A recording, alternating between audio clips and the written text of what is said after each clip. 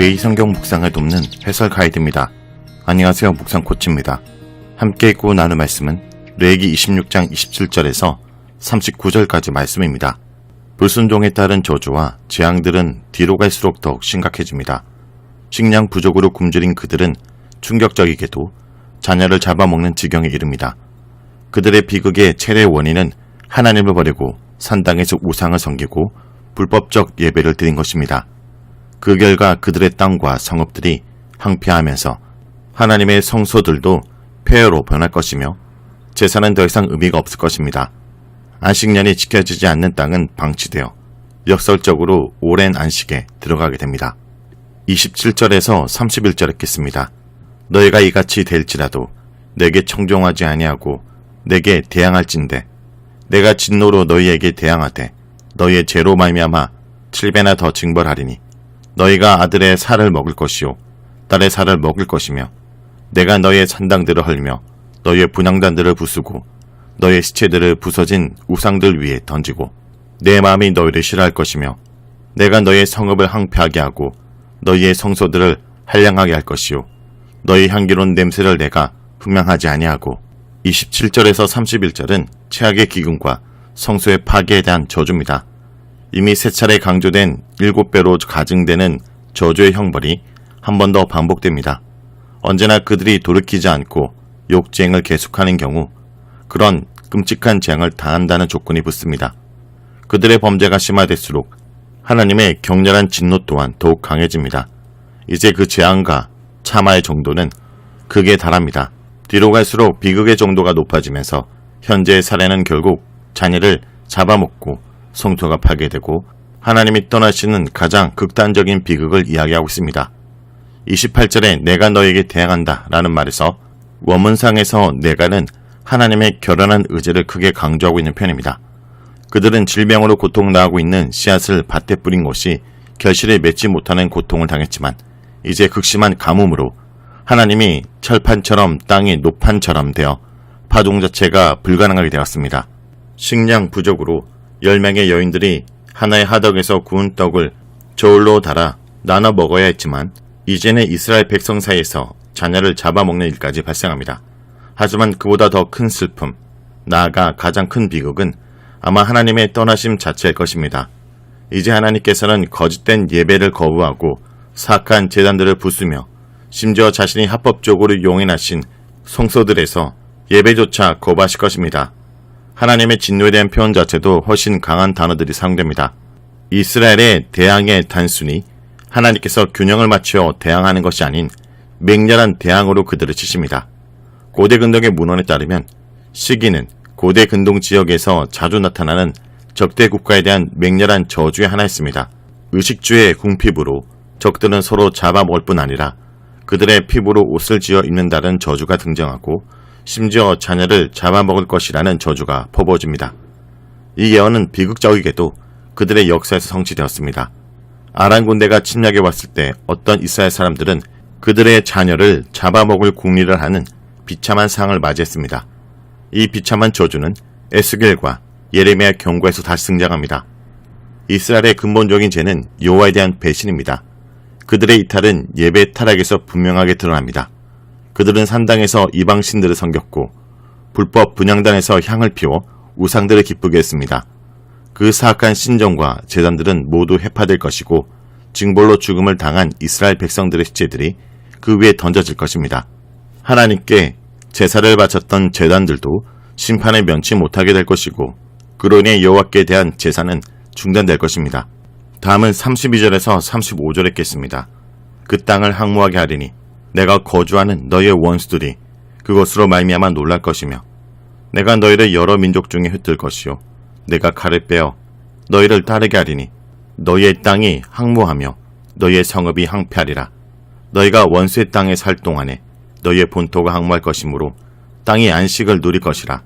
그때의 땅이 안식을 누리리니 너희가 그 땅에 거주하는 동안 너희가 안식할 때 땅은 쉬지 못하였으나 그 땅이 항무할 동안에는 쉬게 되리라. 32절에서 35절은 땅의 항무함에 대한 저주입니다. 하나님의 최종적 저주는 그 땅과 백성을 버리시는 것입니다. 백성들은 포로로 잡혀가고 여러 민족들 사이로 흩어질 것이며 땅은 항무지가 되고 성읍은 폐허가 될 것입니다. 이미 적들이 들어오기 전에 하나님의 징벌로 극심한 가뭄을 겪은 땅은 항무지가 된 상태였습니다. 그로 인해 적들마저 그 땅을 보고 놀랄 것입니다. 놀랄 것이다 라는 여기서 마음이 부서진다 라는 뜻으로 사용되고 있습니다.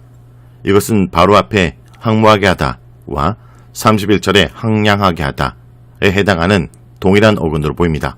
이렇듯 동일한 동사의 의도적 사용은 흥미로운 문학적 효과를 만듭니다. 말하자면 심지어 원수들이 그 땅에 들어와 항무해진 그 땅을 보고 그들의 마음이 항폐해질 정도로 충격을 받습니다.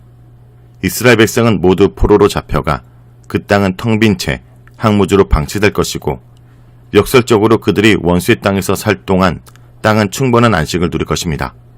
여기서 하나님께서는 다음과 같이 미리 경고하고 있음이 분명합니다. 만일 이스라엘 백성이 땅에 거주하는 동안에 율법을 지키지 않는다면, 특히 땅과 관련해서 안식년과 희년을 지키지 않는다면 땅은 오랜 기간 안식을 누리지 못하게 될 것이고 그 결과 백성들은 반드시 대가를 치르게 될 것입니다. 아이러니하게도 땅은 오래도록 누리지 못한 안식을 한꺼번에 누릴 것입니다. 36절에서 39절 읽겠습니다. 너희 남은 자들에게는 그 원수들의 땅에서 내가 그들의 마음을 약하게 하리니 그들은 바람에 불린 잎사귀 소리에도 놀라 도망하기를 칼을 피하여 도망하듯 할 것이요 쫓는 자가 없어도 엎드러질 것이라.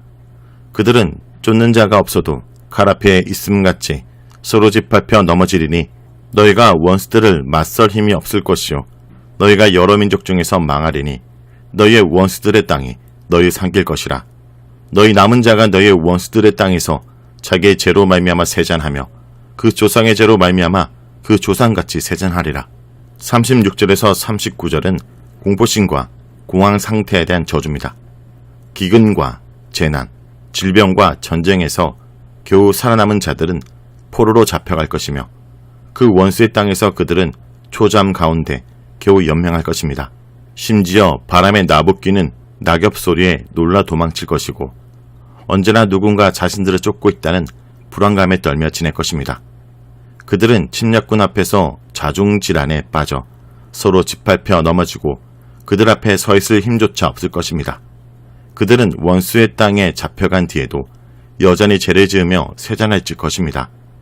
세잔하다 라는 말은 변질되고 부패하여 없어진다는 뜻으로 마치 나무가 썩어 푸석해지며 점점 사라지는 과정을 연상케 합니다. 조상들의 죄로 그랬던 것처럼 그들도 자신들의 죄로 썩은 나무와 같이 생명의 기운을 잃은 죽은 백성이 될 것입니다. 여기서 우리는 이스라엘 제약을 5가지로 요약할 수 있습니다. 이 제약들은 앞서 약속된 5가지 축복들이 뒤집힌 결과임을 주목해야 됩니다. 첫째, 철에 따라 비를 주고 땅은 풍부한 소산을 낸다. 그러나 저주로 인해 하늘은 비를 그치고 땅은 메마른다입니다. 두 번째, 사나움 짐승의 위험이 사라질 것이다.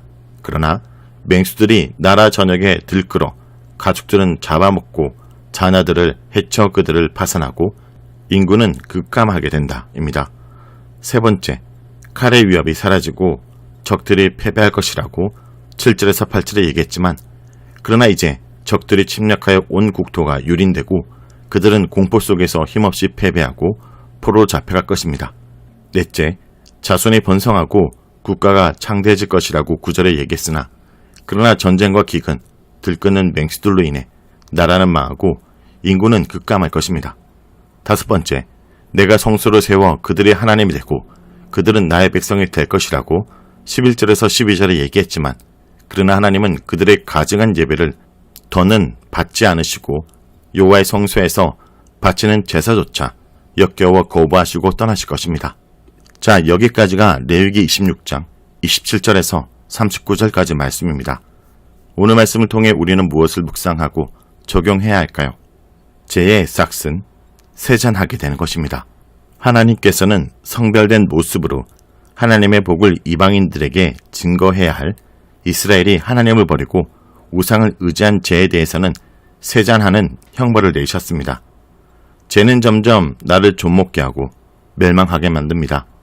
세잔하기 전에 예수님의 이름으로 속기 끊어버려야 될 죄가 없는지 살펴보는 주의 백성들이 되길 간절히 기도드립니다.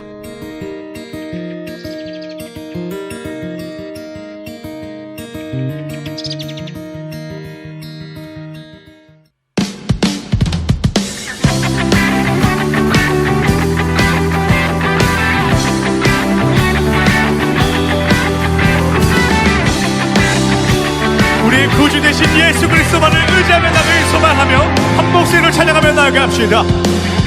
구주 예수 의지하며 심히 기쁜 이 인생 영생 허락받았으니 의심마. 한 번 더 고백합시다. 구주 예수 의지하며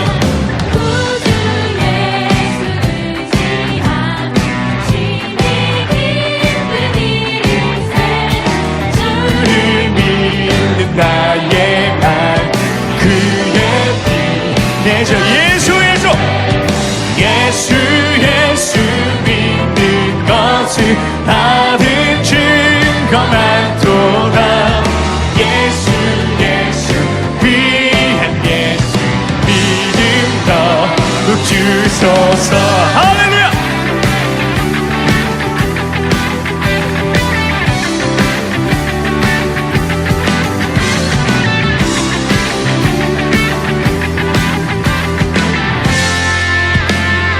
구주 예수 의지하여 구주 예수 의지하여 죄악 벗어버리네.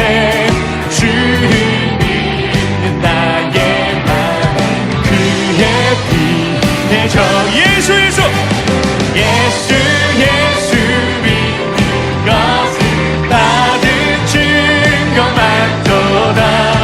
예수 예수 귀한 예수 믿음 예수 예수 믿는 것은 예수 예수 믿는 것을 받은 증거 많도다. 예수 예수 귀한 예수 믿음. 우리들의 목소리로 고백합시다. 구주 예수 구주 예수 의지하여 아멘. 할렐루야. 주님께서 함께하여 주시옵소서. 함께하여